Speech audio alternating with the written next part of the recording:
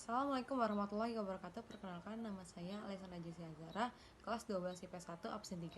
Di sini saya akan membahas tentang perkembangan iptek dalam era globalisasi. Pertama-tama, apa sih itu iptek? Iptek adalah globalisasi. Iptek adalah proses perluasan dan penyebaran pengetahuan dan teknologi modern melalui media elektronik dan transportasi. Proses ini memungkinkan orang, perusahaan, negara dapat berinteraksi dan berkoordinasi dengan lebih mudah. Lalu apa sih tujuan dari iptek ini?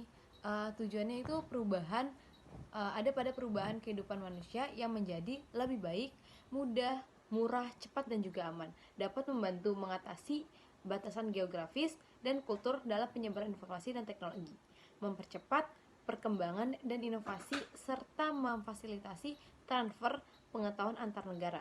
Nah, proses ini membantu negara-negara berkembang mengakses dan menggunakan teknologi terbaru, memperkuat pertumbuhan ekonomi, dan juga meningkatkan kualitas hidup. Terus selanjutnya ada manfaat iptek. Manfaat iptek itu ada satu, pertumbuhan ekonomi. Globalisasi iptek membantu mempercepat pertumbuhan ekonomi dengan memfasilitasi transfer teknologi dan informasi antar negara. Nah, proses ini tuh meningkatkan produktivitas dan juga meningkatkan efisiensi dalam industri, memperluas pasar, dan juga membuka peluang kerja baru. Lalu kedua itu ada akses ke teknologi baru. Nah, iptek ini memfasilitasi juga transfer teknologi antar negara, membantu negara-negara berkembang mengakses dan menggunakan teknologi baru. Nah, hal ini juga memperluas kapasitas dan kemampuan teknologi negara, terutama negara berkembang. Ketiga itu ada globalisasi dan inovasi.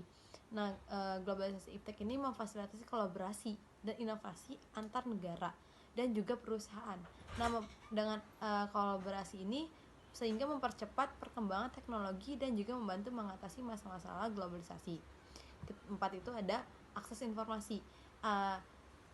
Iptek ini dapat memperluas akses informasi dan pengetahuan melalui media elektronik dan juga membantu individu dan organisasi untuk menemukan dan memanfaatkan informasi yang dibutuhkan.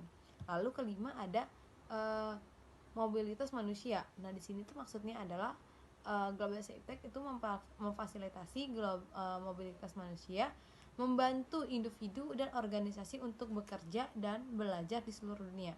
Lalu terakhir ada kedaulatan energi.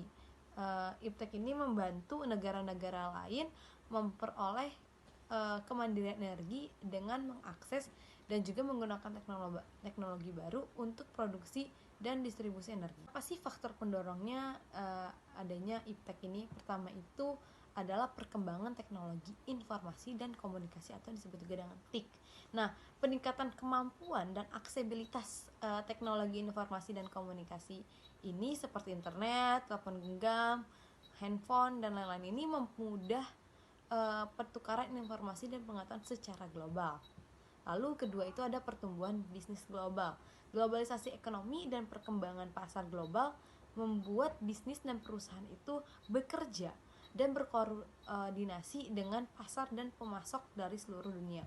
Lalu ketiga itu ada dukungan pemerintah. Nah, pemerintah ini dari banyak negara mempromosikan dan membiayai penelitian dan pembangunan teknologi yang canggih. Lalu ada perkembangan transportasi.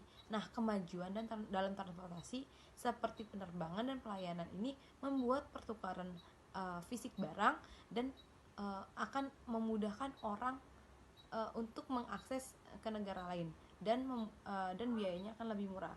Lalu ada kerjasama internasional. Kerjasama dan pertukaran antar negara dan organisasi internasional membantu memperluas jangkauan dan pengetahuan global tentang teknologi dan juga ilmu pengetahuan. Positifnya itu adalah pertama, globalisasi iptek ini membantu mempercepat pertumbuhan ekonomi negara, apalagi negara berkembang. Kedua itu membantu meningkatkan kualitas hidup manusia.